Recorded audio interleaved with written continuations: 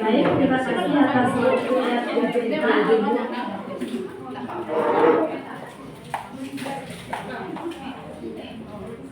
Terima kasih atas waktu yang diberikan kepada kami. Om Swastiastu, Assalamualaikum warahmatullahi wabarakatuh.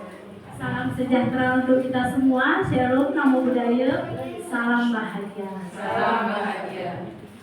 Pertama-tama saya mengucapkan banyak terima kasih karena sudah diberikan kesempatan. Pertama, kita kan meminta banyak waktu nih, mohon maaf sebelumnya. Dan di sini kami akan menyampaikan materi tentang budaya positif. Nah, kita ini berkolaborasi berdua karena kebetulan kita berada di wilayah yang sama dan sudah memohon izin pada Bapak Fasilitatornya untuk menyampaikan materi ini secara kolaboratif ya. Nah, budaya positif itu ada 6 elemen, jadi kita akan membaginya menjadi 2. 3 sub-elemen akan dibawakan oleh Ibu Komang Trilina Puspayanti, kemudian 3 elemen berikutnya dibawakan Tiang sendiri. Untuk waktu yang pertama, Tiang persilahkan kepada Ibu Komang. Silakan Ibu Komang.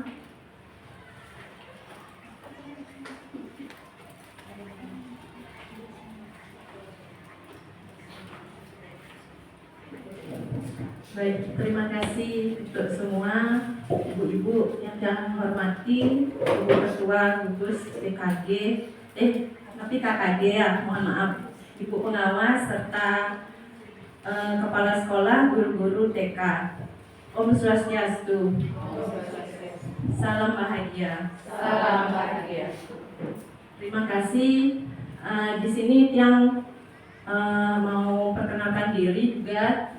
Tadi juga sudah Bu Putu sudah disampaikan pertama.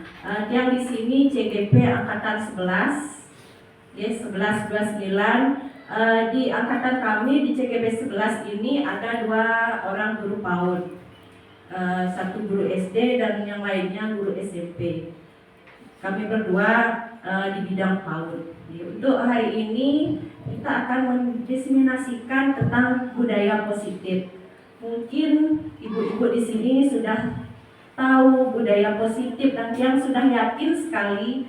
Mungkin di sekolah ibu-ibu sudah menerapkan budaya positif yang berbeda-beda. Mungkin tidak ada yang sama, ada yang sama dari kesekian lembaga.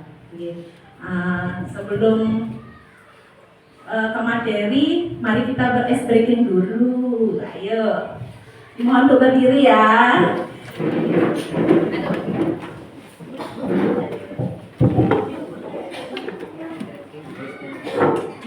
Mari kita bertepuk tangan dulu. Tepuk 1, tepuk 2, satu ya, 2 kali. Oke, ada yang masih ingat mungkin. Tepuk 3 kali. Ya, benaranya di atas. Tepuk 4 kali. Ya, tepuk 4 kali. Tepuk 5 kali. Ya, ulangi ya dari pertama. Tepuk 1, tepuk 1, tepuk 2, tepuk 3, tepuk 4. Ayo, ulangi ya. Tepuk 4. Oke, tepuk 5. Iya, tepuk tangan semua. Matur semua, silakan duduk kembali. Oke, kembali yang sampaikan mohon izin Ibu Pengawas mengenai tadi pembelajaran berdiferensiasi. Ya, sekarang terdiferensiasi. Ya, Nike pembelajaran Nike sesuai dengan kebutuhan, minat dan bakat anak. Dan mengenai tadi betul sekali yang disampaikan oleh Ibu Pengawas, kita memberikan pembelajaran jangan terus monoton seperti Nike. Kita sekarang boleh memanfaatkan sosial media baik YouTube, TikTok, seperti tadi aplikasi Canva Nike sangat membantu kita di dalam pembelajarannya. AI, Gemini itu sangat bagus sekali. Oke, nah kembali ke pembelajaran itu sesuai dengan kodrat alam dan kodrat zaman. Sekarang zamannya boleh seperti apa, jangan selalu seperti yang Ibu Pengawas sampaikan tetap monoton seperti itu. Ini sangat baik sekali dan tambahkan di sana. Oke, lanjut untuk budaya positifnya. Nah ini untuk budaya positif adalah perwujudan nilai-nilai keyakinan universal. Seperti yang saya sampaikan tadi, yang sering diterapkan di sekolah, setiap lembaga, setiap sekolah, setiap TK harus mewujudkan nilai-nilai keyakinan universal yang diterapkan oleh sekolah. Nah, budaya positif ini diawali dengan perubahan paradigma Nah, tentang teori kontrol berdasarkan beberapa penelitian tentang teori kontrol, semua perilaku manusia pasti memiliki tujuan yang berbeda, tidak sama, kita memiliki tujuan yang berbeda-beda. Nah, dari budaya positif tersebut pasti di setiap sekolah itu masing-masing berbeda. Yang coba dulu buka dengan Post-it Niki, ada beberapa, tulis satu saja budaya positif yang sudah diterapkan di sekolah. Kita supaya tahu apa saja budaya-budaya positif yang sudah Bapak Ibu terapkan di sekolah masing-masing. Boleh dioper Post-it-nya, diisi dulu.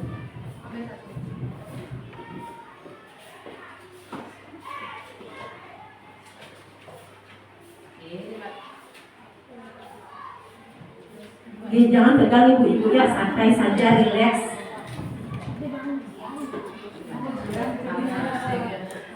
Ya, kita biar tahu juga apa saja yang sudah diterapkan Bapak Ibu budaya di sekolah, budaya positifnya apa saja. Yang yakin semua lembaga, semua sekolah sudah.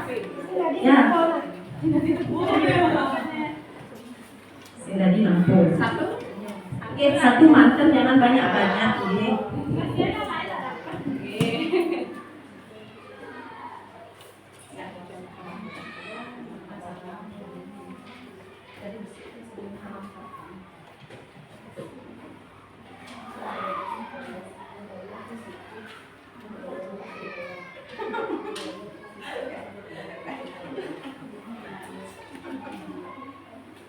Sini ditarik kabel itu, sini dipanjangin kabel mic-nya. Ini dalam.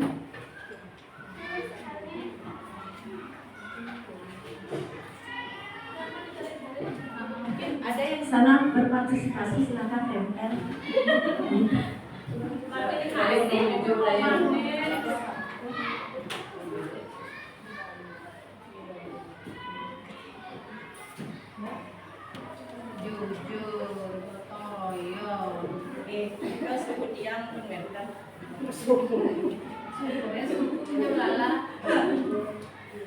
Ya, di sini sudah ada senyum. Nah, budaya positif senyum. Tapi Ken cuma ada masalah. Pasti ampun sebut ke sekolah senyum, kenyaman, ampunan nikah cemberut. Masalah di rumah dibawa ke sekolah, jangan dibucek-bucekkan. Ike bagus senyum, sapa, salam, sama siswa, baik sama rekan guru. Nah, Niki terkait keyakinan kelas nih, ada yang menulis keyakinan kelas, nanti dibahas oleh Bu Putu nih, keyakinan kelasnya. Terus budaya positif yang sudah dilakukan terbiasa merapikan mainan setelah bermain. Jadi mungkin terkait dengan keyakinan kelas ini budaya positif di sekolah. Tanggung jawab, berbagi dengan teman, menggosok gigi bersama-sama, mengucap salam, berdoa sebelum memulai kegiatan. Ya. budaya positif jujur 5S. 5S apa ya 5S? Senyum, salam, sapa, sabar, sopan santun. Budaya positif yang diterapkan di sekolah jujur, senyum, sabar. Budaya positif yang sudah diterapkan sekolah mengajarkan anak untuk bersikap disiplinnya. Ini tentunya disiplin, baik disiplin waktu pada teman dan orang tua. Matur semua ini teman-teman sudah bagus nih. Next book itu. Nah, ini kebutuhan dasar manusia. Nah, kebutuhan dasar manusia kita ini untuk bertahan hidup. Kebutuhan akan cinta dan kasih sayang itu sudah pasti ya. Kalau tidak ada cinta dan kasih sayang, kita tidak akan bisa hidup. Nah, kebutuhan penguasaan, kebutuhan kebebasan, kebutuhan akan kesenangan. Ya, itu kebutuhan dasar manusia ada 5. Ya, lanjut. Nah, di sini teori motivasi, 3 motivasi manusia dilakukan. Nah, melakukan sesuatu, menghindari ketidaknyamanan hukuman. Nah, yang ini kita coba bahas sekarang nih. Menghindari ketidaknyamanan atau hukuman. Coba Bu Jero yang minta tanggapannya seperti Nabi Niki. Baik, terima kasih waktunya ya Ibu CGP Bu Komangi. Kalau di sana yang nomor 1 menghindari ketidaknyamanan atau hukuman. Tentunya kita di sekolah sudah tidak ada lagi kata hukuman ya. Tidak ada kata hukuman. Umpamanya seorang anak tidak mengerjakan tugas. Kita tidak ada lagi hukuman fisik.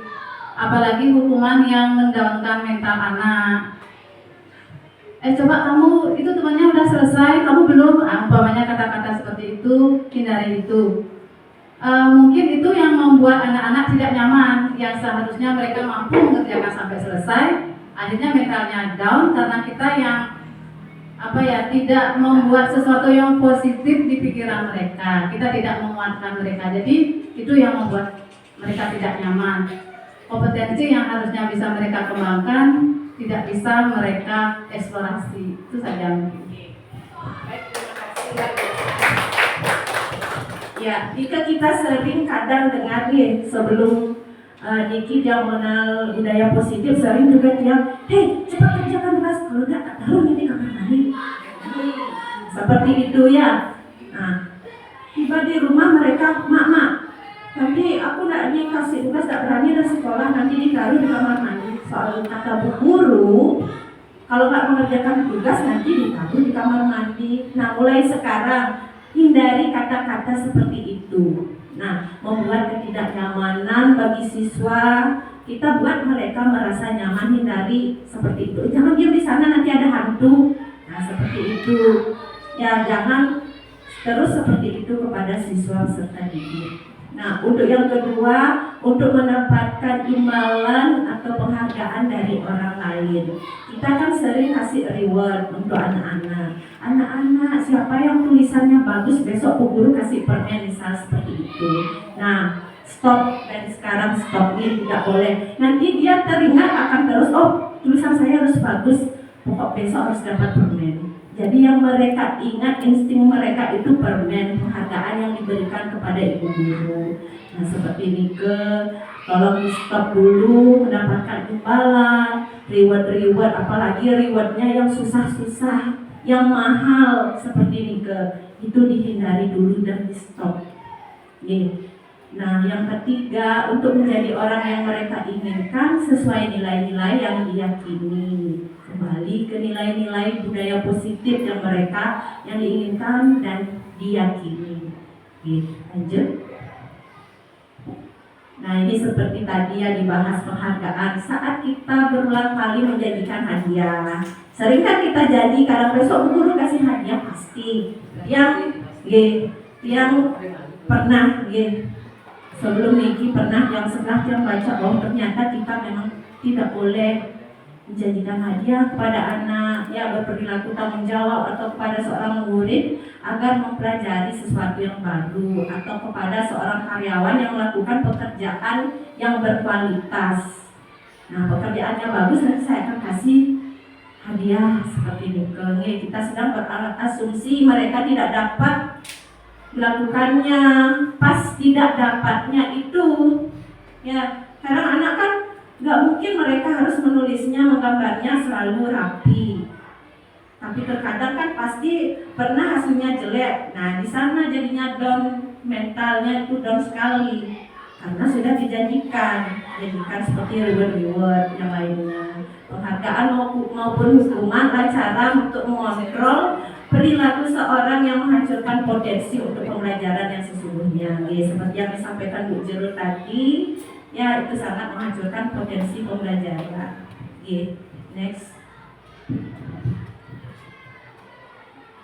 Kembali ke hukuman, konsekuensi, dan restitusi.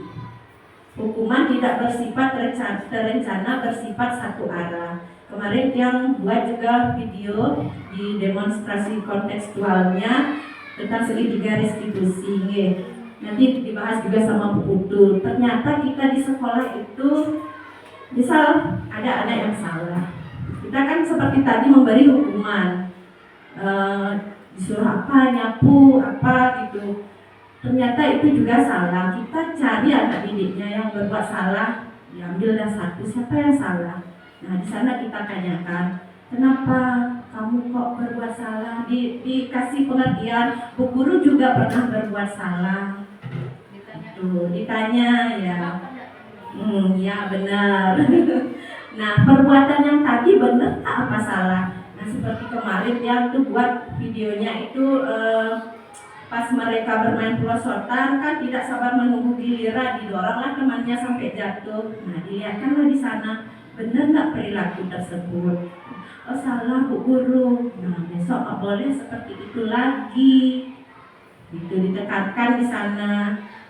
Ya, nah bukan hanya hukuman yang membangun, mengkritik anak-anak, bukan, tapi kita menggunakan segitiga restitusi. Nanti dibahas sama Bu Putu. Konsekuensi sudah terencana dan disepakati oleh murid. Apa konsekuensinya?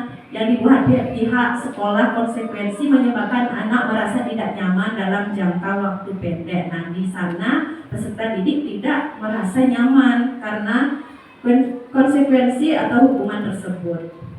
Nah di sini kita bisa simpulkan restitusi merupakan proses menciptakan kondisi untuk memperbaiki kesalahan siswa. Nanti ada segitiga restitusinya untuk selanjutnya. Di sana nanti berkolaborasi untuk mencari solusi permasalahan yang dialami oleh siswa dan memantau siswa untuk berpikir mereka menjadi seperti apa, ya untuk kedepannya seperti apa, dari kesalahan yang mereka perbuat, apa nanti dampak efeknya nanti di sana dilihat. Nah, disiplin positif, motivasi intrinsik. Menghukum dengan nada suara tinggi. Ya saya guru TK ya, dibilang buat kolongan, topi gede-gede. Apalagi dengan anak kecil seumuran 3-6 tahun, gak mungkin apa bisa didengar. Kadang kita memanggil siswa, ayo, gak didengar, ayo, sampai seperti itu ya. Nah, 2, pembuat rasa bersalah, suara lembut, wajah memelas, pelih ampun itu ya, membuat merasa bersalah. Murid akan merasa bersalah, menganggap dirinya gagal dan tidak mampu membahagiakan orang lain. Yang ketiga, teman akrab, ramah, persuasif dan tidak menyakiti murid. Hasil murid akan selalu tergantung kepada guru. Yang keempat, pemantau. Nah di sini sebagai pemantau, nada suara datar. Ya, selalu mengawasi dengan konsekuensi peraturan hasil murid memahami konsekuensi, tetap merasa tidak nyaman. Dan di sini sebagai manajer. Nah, posisi teman dan pemantau, nada suara tulus mendekat ke murid, menuntun mencari jalan. Ya, di sana nanti dituntun mereka sebagai manajer yang memperbaiki rasa tanggung jawab, mandiri, dan pada akhirnya anak akan mampu menciptakan budaya positif dengan sendirinya.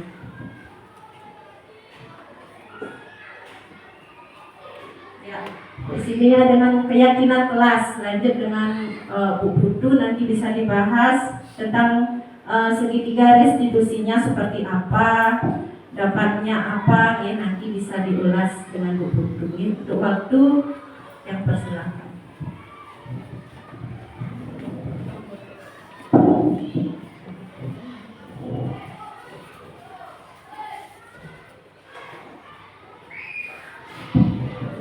Baik, terima kasih kepada Bu Komang. Beri aplaus dulu kepada Bu Komang karena sudah memaparkan materi yang begitu sudah padat sekali, beserta dengan contoh-contohnya, kemudian berbagi implementasi di sekolahnya. Nah, di sini saya melanjutkan tentang keyakinan kelas. Nah, mengapa keyakinan kelas? Kenapa tidak keyakinan kelas saja? Mungkin ada teman-teman yang memiliki jawaban. Mengapa harus keyakinan kelas, bukan peraturan kelas saja? Ayo, kenapa? Kenapa ya? Mungkin ibu pengawas? Kenapa? Masa saya lagi, jangan lihat saya lagi. Jangan udah senyum-senyum ya, anak Biasa membahas ini. ya, mengapa keyakinan kelas? Kenapa tidak peraturan kelas saja? Coba kita mulai deh dari kehidupan sehari-hari. Peraturan dibuat untuk dilanggar. Seperti itu ya? Iya, biasanya. Biasanya seperti itu ya? Nah, keyakinan kelas itu adalah nilai-nilai kebajikan. Jadi kalau kita menerapkan peraturan tentu ada hukuman. Sedangkan hukuman itu tadi sudah sampaikan bahwa hukuman itu sudah mulai kita hindari. Mungkin masih ada beberapa di kelas tingkat atas, kita sudah terapkan segitiga restitusi, namun anaknya itu masih belum bisa terarah. Ya, hukuman masih bisa dengan ya hukuman rendah, jangan hukuman sampai isi.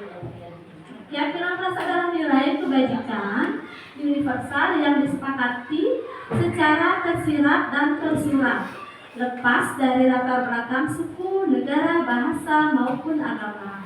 Menekankan keyakinan pada seseorang akan lebih memotivasi seseorang dari dalam. Seseorang akan lebih tergerak dan bersemangat untuk menjalankan keyakinannya daripada hanya sekedar mengikuti serangkaian peraturan tertulis tanpa makna. Ya, sama seperti kita berpacaran. Wah, ibu-ibu di sini semua sudah pernah pacaran kan? Sudah beberapa kali malah pacarannya. Ya, tentu kita akan membuat suatu keyakinan tujuan kita akan kemana. Tidak mungkin kita membuat peraturan, karena kalau kita membuat suatu peraturan pasti akan dilanggar oleh salah satunya. Betul tidak? Jika sekarang nih ada arisan nih, bukankah itu sudah kesepakatan? Oh, arisan setiap bulan ini 100.000. Tidak mungkin ada yang melanggar. Saya mau 50.000 aja. Ya, karena itu sudah disepakati. Ya, selanjutnya Bu Komang. Jadi sama seperti kita terapkan di kelas itu, mengapa keyakinan kelas? Jadi anak-anak dan guru itu harus saling istilahnya ada kaitannya. Tidak mungkin sekarang seorang guru hanya menetapkan peraturan anak-anak tidak boleh buang sampah sembarangan. Oh, nggak ada guru bodo amat, buang aja sampahnya, ya kan? Nah, kalau misalkan kita sudah berinteraksi dengan anak-anak untuk menjaga kebersihan, sebaiknya kita ngapain? Mungkin kita udah bisa masuk ke dalam keyakinan kelas. Oh, guru, kita harus buang sampah di tempatnya. Kita harus merapikan mainan kembali setelah bermain. Mungkin banyak lagi peraturan keyakinan kelas yang bisa diterapkan di dalam kelas maupun di sekolah. Nah, membentuk keyakinan kelas. Apa saja yang diperlukan untuk membentuk suatu keyakinan kelas? Keyakinan kelas bersifat lebih abstrak daripada peraturan yang lebih rinci dan konkret. Kemudian keyakinan kelas berupa pernyataan-pernyataan universal. Keyakinan kelas senantiasa dibuat dalam bentuk positif. Ya, menghindari kata tidak, jangan. Ya, tapi kita ganti dengan kata atau bentuk kata yang lebih positif.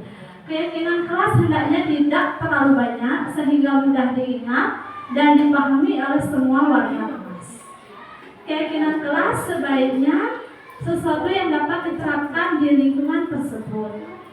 Kemudian semua warga kelas hendaknya ikut berkontribusi dalam membuat keyakinan kelas lewat kegiatan curah pendapat. Kalau misalkan cuma salah satu, bukan keyakinan kelas, melainkan menjadi sebuah peraturan. Selanjutnya bersedia meninjau kembali keyakinan kelas dari waktu ke waktu. Nah, yang namanya keyakinan kelas itu mungkin bisa mengalami perubahan.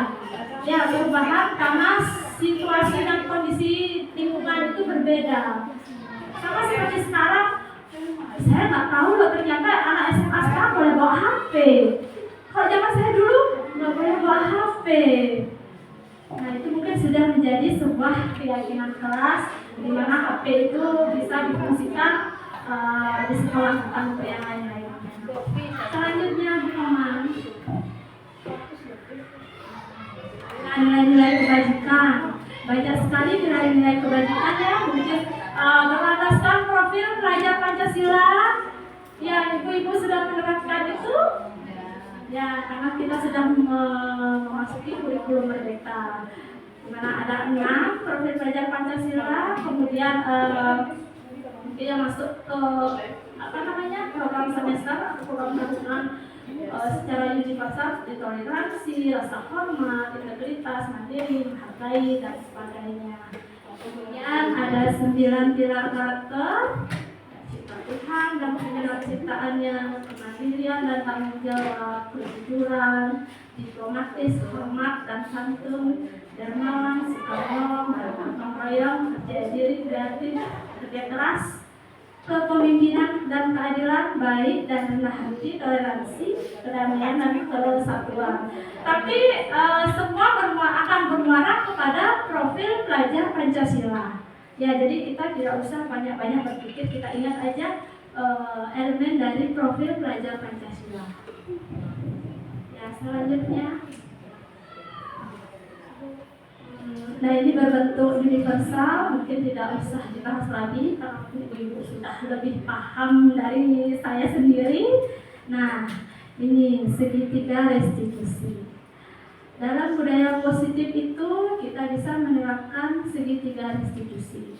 Namun sebelum kita menerapkan segitiga restitusi itu, yang pertama kita harus menerapkan keyakinan kelas. Tidak mungkin kita menerapkan segitiga restitusi tanpa sebuah keyakinan kelas. Ya, karena kita tidak mungkin apa yang kamu langgar, sama kita tidak punya keyakinan kelas. Bagaimana menerapkan segitiga restitusi? Seperti tadi Kamu sudah sampaikan, ketika anak melakukan sebuah pelanggaran atau perbuatan yang di luar dari budaya positif, kita bisa menerapkan segitiga restitusi dengan menstabilkan identitas. Mohon maaf, mata saya ini nggak lihat. Ya, nggak tahu.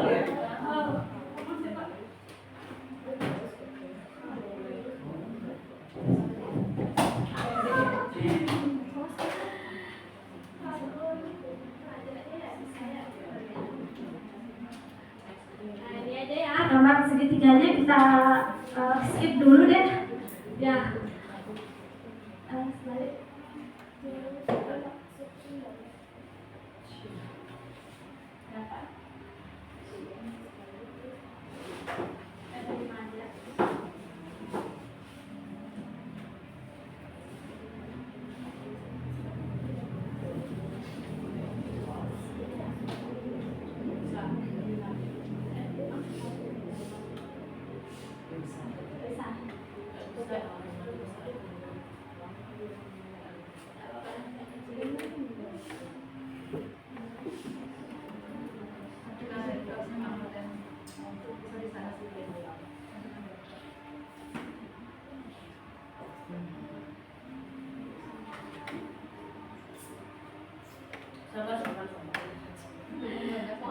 ini juga meraba-raba intinya.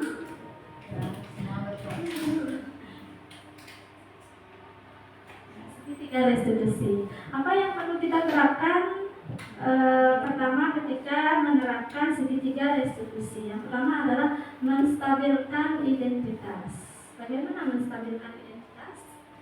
Nah, misalkan bagian dasar dari segitiga itu bertujuan untuk mengubah identitas anak dari orang yang gagal karena melakukan kesalahan menjadi orang yang sukses. Ya, kita itu tidak bisa menjudge kamu itu salah. Kenapa kamu seperti itu? Kenapa kamu dorong temanmu?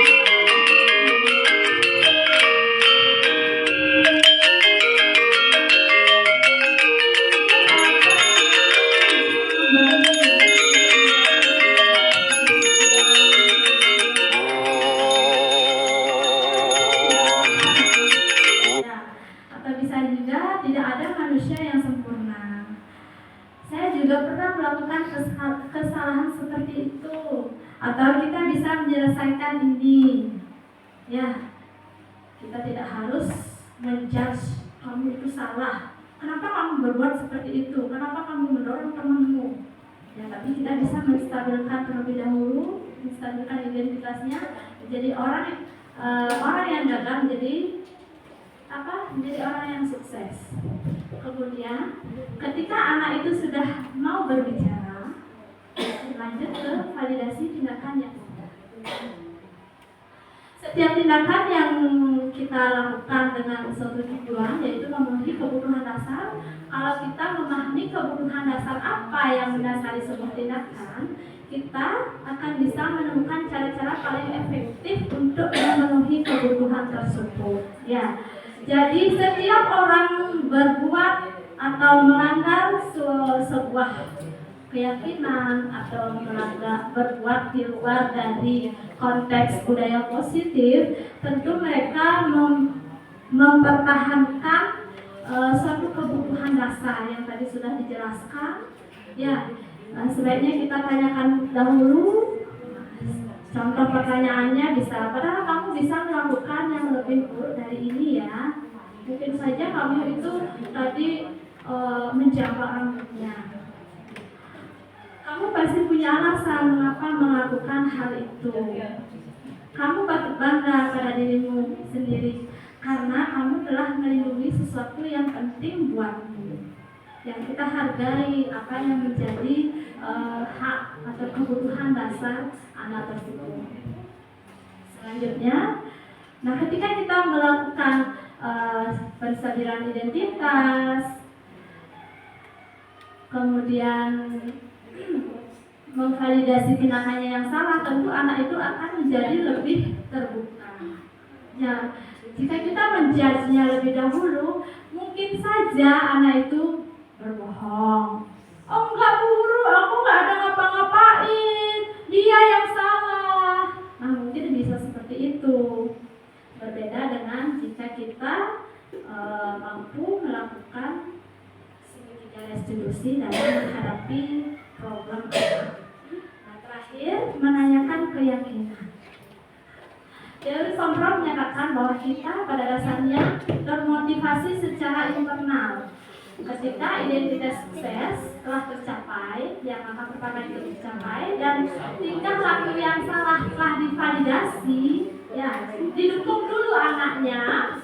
Nah, maka anak akan siap untuk dihubungkan dengan nilai-nilai yang dia percayai dan berpindah menjadi orang yang dia inginkan. Nah, kita sudah memiliki misalkan keyakinan kelas, bahwa kita saling menyayangi, kita saling menghormati, mungkin seperti itu keyakinan kelasnya.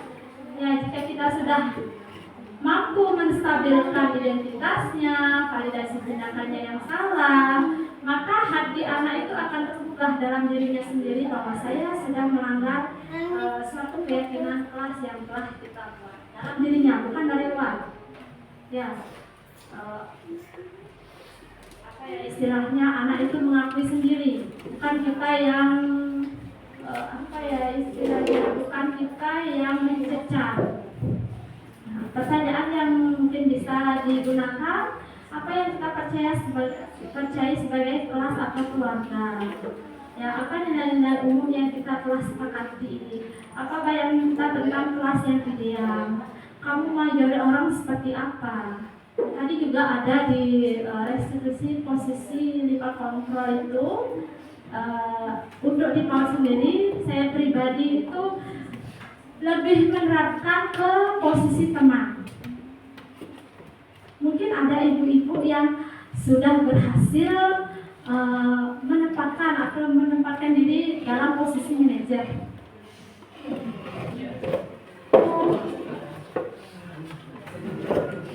Atau mungkin ibu-ibu punya pengalaman dalam menghadapi konflik anak.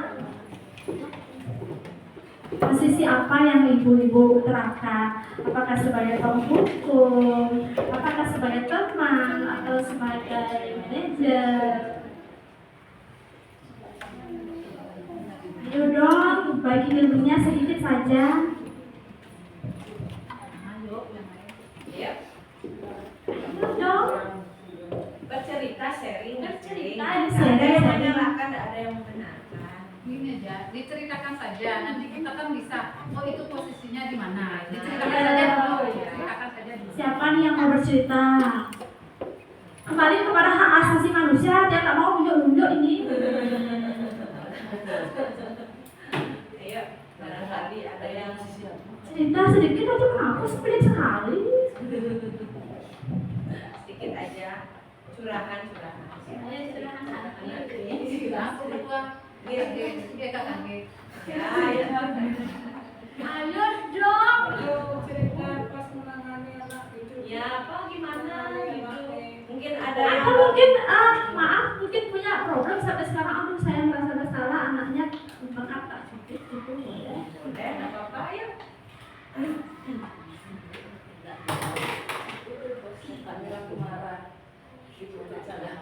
Enggak apa-apa. Ceritakan. Nah, ini suhunya ini nggak jadi deh hak asasi manusianya. Dijajah saja tuh. Dijajah. Kayaknya dia apa? Rasa percaya dirinya belum berkembang waktu ceritanya. Ya, ayo. Masih bunga nih pikiran apa anak-anak sekarang begitu budaya yang mana kena ini ya. Jangan dipikir Bu, ceritakan saja. Ceritakan saja. Terima kasih ya atas waktu. Jangan lanjut saja.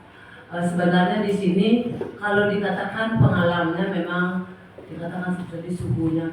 Memang dia umurnya lebih paling tua ya, tapi pikirannya masih kekayakan kembali. Untuk menghadapi anak-anak sekarang dikatakan sulit, gampang. Begitu bagi dia di lembaga saya. Anak-anak kami ini berjumlahnya 51 orang, lakinya 33, perempuannya 18. Nah, ini di kendalanya di sini. Kalau dia dijadikan teman, nah, dia lebih daripada teman tadi ini. Kadang-kadang dia bisa mukul gitu kan, ya, enggak. Terus kalau dia jadikan manajer, lebih tinggi lagi pikirannya, lebih ya. Kadang-kadang bu guru di bawah, bu guru yang diatur, guru di bawah, saya yang di atas. Itu satu ada nih, mengadi namanya. Kalau pemimpin, tapi yang apa namanya tuh? Feodal. Itu udah masalahnya beda bisa. Sekarang di sini teman-teman semuanya kita sharing ya. Bagaimana caranya untuk mengacu anak-anak seperti itu biar kita bisa duduk bareng. Dia sebagai anak, kita sebagai yang mendidiknya dia bisa agak bawahan lah dia. Zaman anak-anak zaman sekarang beda. Dia yang tinggian, gurunya yang di bawah. Nah, itu TK-nya yang sekarang. Pokoknya kalau dia ibu diam, saya yang bicara gitu. Diam gitu. Makanya karena ini merupakan belum merdeka ya, serba salah saya dikatakan seperti Bu Mantrina tadi. Jangan menjadikan ini di penghargaan itu gimana caranya biar anak-anak bisa lepas. Yang tetap dia kejanjiin, yang baru mau sebenarnya saya melanggar banget ini. Benar jujur. Harus dia janjiin kalau mau ditinggal sama orang tak kasih bintang 10 gitu. Itu bilangnya ada cari bintang saya gitu. Ada yang lain mau, iya bu saya kasih bintang ini saya mau ditinggal. Kan memang karakter anak itu kan beda nih. Maunya dijanji gitu aja. Nah berapa bulan ini udah hampir 2 bulan ya anak-anak jadu masih banyak ditunggu. Makanya siang kita tapi bukan makan harga itu tidak dibolehkan. Dia tetap juga dijanjiin. Besok diajak ke negara juga biarnya ibu guru kasih bikisan yang lebih besar. Siapa yang nggak nakal kasih bikisan yang lebih besar kan gitu ya. Nggak mau juga. Nggak mau gitu. Nah solusi itu gimana caranya kepada teman yang kita sharing informasinya lebih kurang biar guru TK ini bisa menjadi anak-anak seperti itu. Terima kasih. Terima kasih, tepuk tangan buat ternyata beliau memiliki unek-unek yang dari tadi harus saya buat keluar gitu ya. Menjadi guru TK itu sangat luar biasa. Ya, luar biasa apa? Sabar. Nah, dalam ini butuh mungkin saya tanggapi sedikit ya, nanti teman-teman mungkin yang lainnya bisa sharing. Dalam implementasi budaya positif itu tentu kita tidak bisa bergerak sendirian. Tentu kita harus berkolaborasi dengan teman di sekolah. Kemudian yang utama adalah orang tua. Tidak mungkin kita di sekolah menerapkan budaya positif, namun di rumah tidak bisa diterapkan. Nah, bahkan dalam lingkup masyarakat. Sama seperti tadi dibilang kan penghargaan itu merupakan motivasi dari luar. Memang kita itu mungkin tidak bisa langsung memutus tidak melakukan hal tersebut, namun bisa dikurangi. Bagaimana anak-anak itu bisa termotivasi dari dalam. Oh itu tidak baik. Oh saya mau bisa menggambar dari dirinya sendiri, bukan dari luar. Ini kalau kita biasanya mengiming-imingi atau memotivasi, ayo ini bagus sekali gambarnya, besok bu guru beliin permen. Mungkin dia anak itu bisa waktu itu karena ada motivasi dari luar, ya dari luar, penghargaan dari luar, bukan dalam dirinya. Jadi PR kita ini sebagai guru PAUD adalah bagaimana menumbuhkan motivasi dalam dirinya sendiri. Ya, menumbuhkan motivasi dalam dirinya sendiri, bukan iming-iming. Saya mau jadi guru TK karena saya mau jadi P3K. Bukan dari luar tuh. Nah, modelnya seperti itu. Kenapa kamu mau jadi guru TK? Oh, nanti dapat sertifikasi. Kenapa kamu ikut guru penggerak? Padahal cuma gaji. Padahal dapat gaji. Padahal dapat apa-apa loh ya. Tapi dalam diri sendiri itu dalam ya intrinsik, motivasi intrinsik. Oh saya itu ada kesempatan untuk belajar. Siapa tahu nanti saya bisa menerapkannya untuk diri sendiri terutama, kemudian untuk orang lain yang nantinya mungkin berpengaruh lebih besar lagi kepada bangsa ini. Ya, cita-citanya besar. Nah, mungkin ada teman lain yang menanggapi tentang kasusnya Ibu Ketut. Boleh saya sedikit? Terima kasih sekali Bu Jerome. Karena nggak ada belajar. Baik, terima kasih. Terkait dengan kasusnya dari Ibu tadi, itu tidak bisa kita pungkiri mungkin kurang lebihnya begitu anak-anak ya. Tapi kalau kasusnya tadi yang memang kok saya dadanya terasa dipukul kalau mendengar anak itu lebih tinggi dari kita, itu sudah tidak wajar sekali. Mohon maaf Ibu ya. Bagaimanapun itu sudah tidak benar kan seperti itu. Jadi kembali lagi apa yang materinya budaya positif, tentunya Ibu seperti kemarin kita juga di TK Negeri punya 1-2 anak yang bandel seperti itu, tapi pelan-pelan keyakinan kelas yang seperti yang tulis di sana ada keyakinan, tapi di sana yang sudah tidak keyakinan, kesepakatan yang buat kesepakatan kelas. Nanti kalau satu contoh mungkin ya, aku anak baik, saling menyayangi teman. Aku anak hebat, selalu sayang ibu guru dan orang tua, gitu umpamanya. Artinya setiap hari itu yang diucapkan di dalam kelas, setiap hari itu aku anak disiplin, di dalam kelas tidak makan, gitu umpamanya. Teman yang lain ketika ada siswa atau murid di pagi hari makan, ada itu pasti ada pagi hari sebelum baris makan dan ya datang dan melapor, Bu Guru, kita makan di kelas, sekarang kan belum waktunya. Ada yang mengingat seperti itu ya. Mungkin itu tidak semua kelas kita bisa menerapkan, tidak semua siswa juga bisa memahami apa yang kita maksudkan. Ya, tapi kita tetap berusaha. Astungkaro setiap hari kita menanamkan hal-hal tersebut, sama seperti Trisandio, dari awal anak-anak tidak bisa Trisandio kan, tapi ketika setiap pagi kita ajak 3 bulan pasti bisa. Nah, pasti itu kan kita udah sekian tahun jadi guru, kita sudah tahu itu. Dan mungkin bisa ditambahkan, mudah-mudahan anaknya tidak terlalu di rumahnya, mungkin dia memang didikannya diktator ya. Sama seperti Putu sampaikan tadi, anak terbaiknya kita koordinasi dulu. Untungnya yang di tiang itu di TK negeri itu yang antar itu neneknya, mereka sangat terbuka untuk diajak berkomunikasi. Paling yang lapor namanya kakak, Bu, kakak tadi begini. Oh ampun Bu, nanti tiang di rumah entah dibagaimanakan sama mbahnya itu. Akhirnya besoknya mau baik lagi, tidak ngamuk-ngamuk. Dan ketika anak-anak ngambek itu memang ngamuk, dia ngambek. Kami semua tahu di sana ngambek. Tapi kami tidak biarkan, tidak sama sekali tidak biarkan. Kadang-kadang nadanya memang agak tinggi, tapi itu untuk kebaikan mereka kan genten ya. Untuk kebaikan mereka, kami tidak pernah menghukum ya.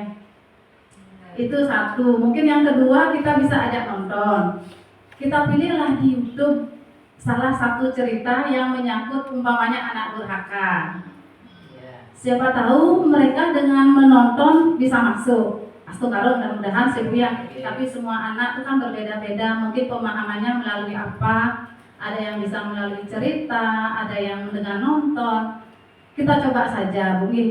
Sama dengan menggosok gigi, anak yang tidak mau menggosok gigi, kita ajak aja mereka nonton video menggosok gigi itu. Kan mereka tahu tuh, oh kalau tidak menggosok gigi begini.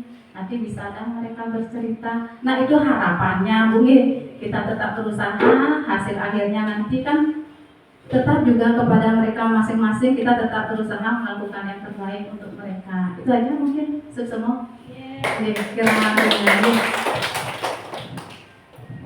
Terima kasih banyak Bu Jero atas bantuannya ini ya. Luar biasa. Sangat-sangat luar biasa ya.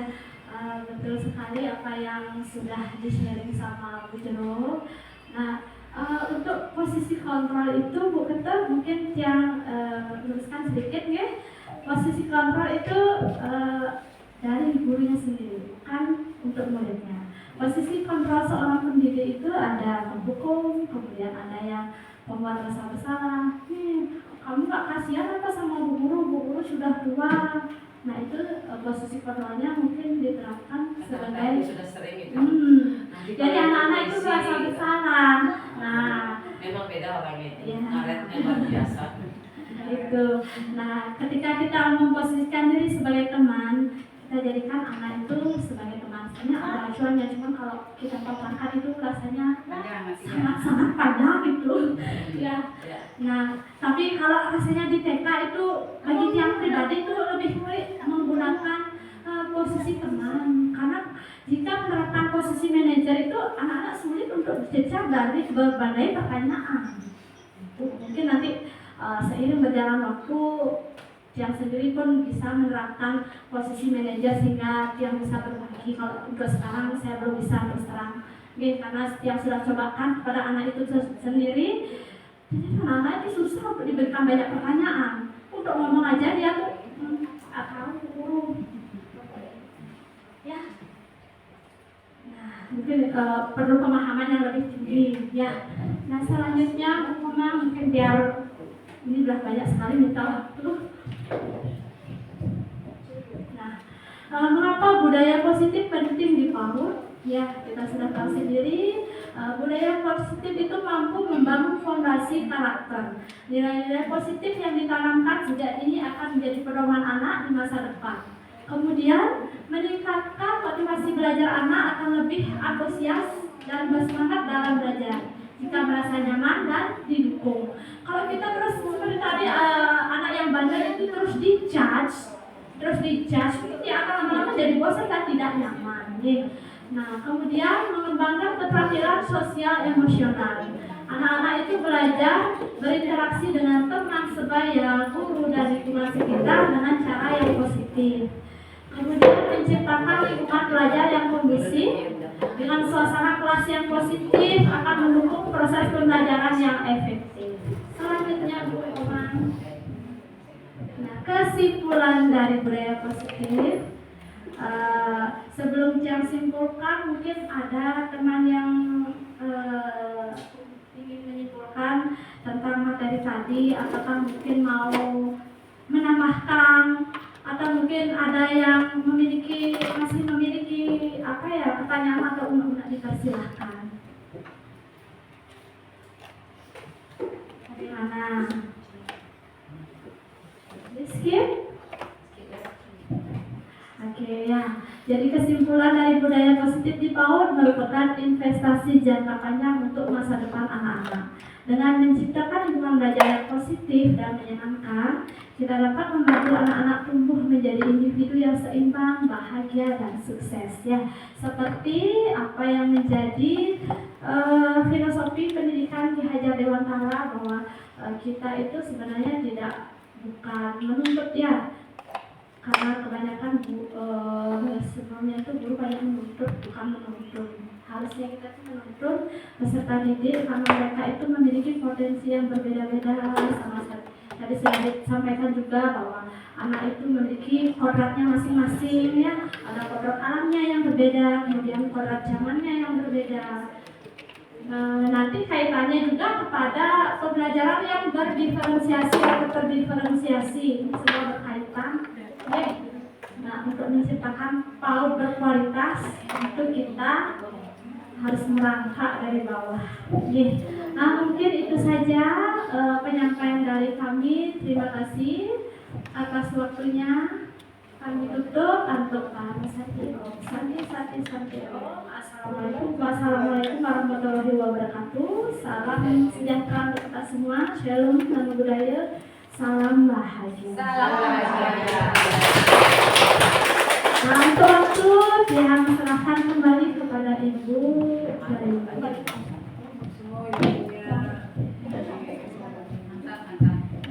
Terima kasih atas ilmunya Bu Putu sama Ibu Oma. Nanti kita sama-sama belajar satu.